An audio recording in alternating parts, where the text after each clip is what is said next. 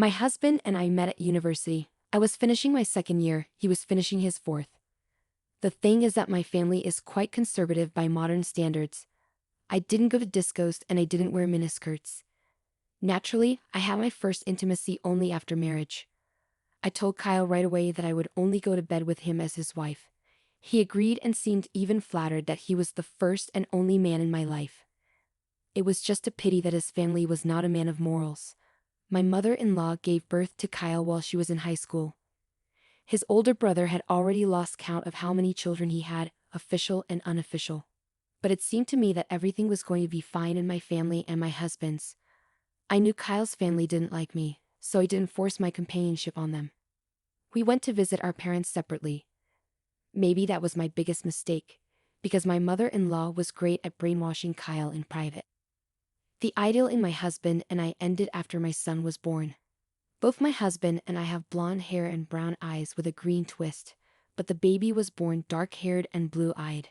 Even the mothers from the neighboring rooms came to see my handsome boy. But when my mother-in-law came, she didn't even take my grandson in her arms and didn't ask about my well-being. But I didn't pay attention at the time. My mother-in-law didn't even deign to come to my son's discharge, but a whole crowd of relatives came to see me. They were congratulating the young father on the birth of his heir, and Kyle wasn't even smiling out of his face. I thought that he was just tired and not used to the large number of guests, but that was not the case. Mom's venom was starting to eat away at my husband's insides, and she told him a lot of things. After the maternity ward, my working life began. The baby took up almost all of my time, but I tried to make sure the house was always clean, cozy, and cooked. Only my husband seemed to stop noticing me and even our son in the apartment. He didn't play with my son, didn't bathe him, didn't feed him. In general, the father of my child as if he did not exist. I had been patient for a couple of months, waiting for Kyle to finally realize that he was a father. But nothing happened. At some point I put my son to bed and decided to find out what the problem was between me and my husband. "Kyle, what's going on? Why are you away from me?" I asked my husband. "Wow, you still noticed?" he smirked. "Of course I did. It's like you've been replaced. Why were you no longer kind and gentle? Why have you ever come near your son?" "Maybe it's because I'm not sure it's my son." "What? How dare you say that to me? You know very well that you were my first." "I know." "Well, what's to stop you from going out afterwards? A woman is like a tin can, one opens it and the others use it. Besides, the baby doesn't look like any of us. That's why I want a DNA test." "Why didn't you do it sooner? You had a chance to do the test a long time ago, so I wouldn't have known anything." "I thought I'd ask you first. Do you agree to have a DNA test?" "No." "Yeah. So you've got something to hide after all. Mom, as always, was right. I have nothing to hide, he's your son. But if you don't think he is, there's no point in getting tested. I'll just file for divorce.